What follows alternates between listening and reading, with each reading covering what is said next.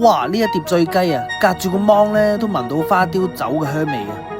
呢碟醉雞咧，網上瘋狂推薦啊，話配呢個撈麵咧就一流喎。大家好啊，咁歡迎翻到呢個頻道啦。咁今日咧嚟到大角咀啊，去食呢一間銘興嘅山西刀削麵啊。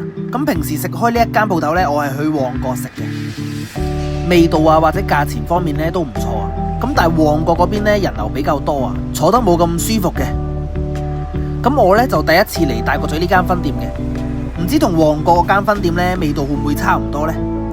咁事不宜遲啊，大家一齊跟我嚟睇下。OK， 好 ，Let's go。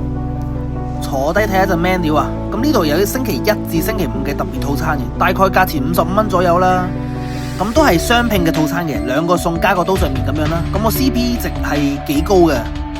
不過呢，我今日目標好明確啊，就一定要食佢嘅鎮店之寶啊，亦都係網民推介嗰個啦，醉雞刀削麵啊！呢個花雕醉雞刀削麵要凍嘅。凍咯，飲乜嘢啊？飲凍鴛鴦啦，唔該。好啊。食正餐之前呢，就必須啊食呢個最強配角啊！咁呢度係免費提供嘅，就係佢呢個呢自家製嘅酸蘿蔔啊。作為餐前小食呢，咁呢一款小食呢係任食嘅。呢個酸蘿蔔啊切到啱啱好啊，咁啊細細嚿咁樣啦，一口一嚿咁樣。咁酸度啊或者甜度呢平衡得好好啊，辣辣地咁樣好開胃啊。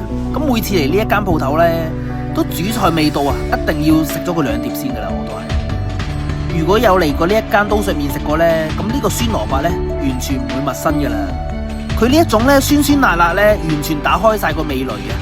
咁轉頭可以好好咁享受個刀削麵啊！話咁快呢，咁我點呢個醉雞涼拌刀削麵就上台啦。咁大家睇下，佢配料都好多噶啦，啲雞呢亦都係俾雞髀位我嘅。咁大家都知啦，而家出面咁熱啊天氣，咁一定係想食翻啲凍嘢噶啦。咁所以呢，我呢個刀削麵呢，就加咗10蚊就轉涼拌刀削麵啊！食呢一間刀削麵鋪頭呢，咁梗係跟翻網民推介啦，亦都係我覺得啊最好食嘅鎮店之寶啊，就係醉雞刀削麵啦。咁涼拌醉雞刀削麵加埋一齊就連埋嘢飲啊，72蚊咯。呢個價錢我覺得可以啦，接受到嘅。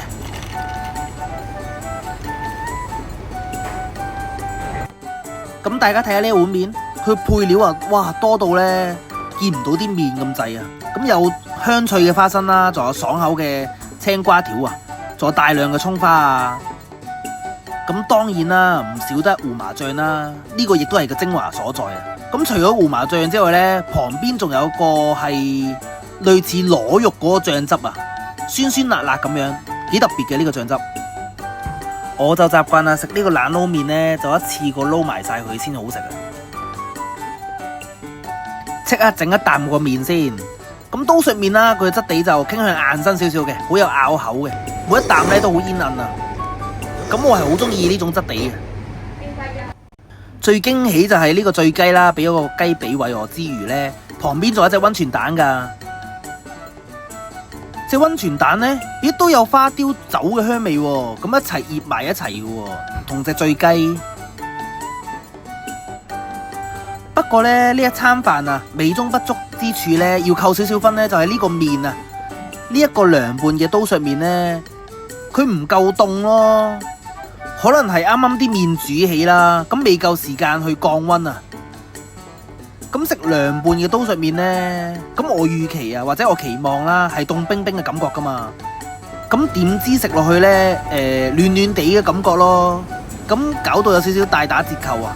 咁如果個溫度呢可以再低啲呢，咁呢碗麵就真係唔可以滿分咁滯噶啦。喂，即刻試嚿雞試下先。隻雞呢吸收晒酒嘅香味啊，入邊骨呢都有酒嘅餘香啊。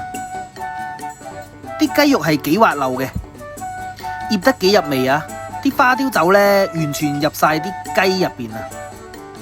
食食下呢，我都覺得有少少醉醉地啊，唔係講笑啫。咁但係佢嘅酒香味呢，係做得幾出色㗎，完全唔會覺得苦澀咁樣咯。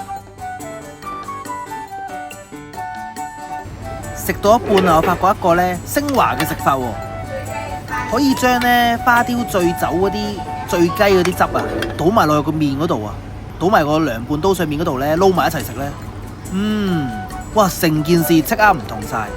原本有胡麻醬啊，仲有雞汁嘅結合啦，咁鹹鹹地、酸酸地、甜甜地，又香喎，又有少少酒味喎。哇！四重奏，咁味道呢即刻豐富咗好多啊！仲有啊，一粒粒嗰啲係枸杞定杞子啊？我聽講呢，好似話咩男人係最補啊嘛，但係唔知補咩啦。好啦，咁我食晒佢啊！好啦，咁呢一餐飯呢就差唔多啦。咁大角咀呢一間分店呢係坐得幾舒服嘅，佢醉雞呢嘅份量亦都好足噶啦，整體嘅味道啊都值得推介嘅。咁好啦，呢一集分享到呢度。如果中意呢條影片啊，記得訂閱、讚好、再留言分享出去啊！咁如果第一次睇呢個頻道，覺得又有資訊價值嘅話，歡迎訂閱，仲有撳埋隔離個鐘仔啊！我哋下一集見，好啦，拜拜。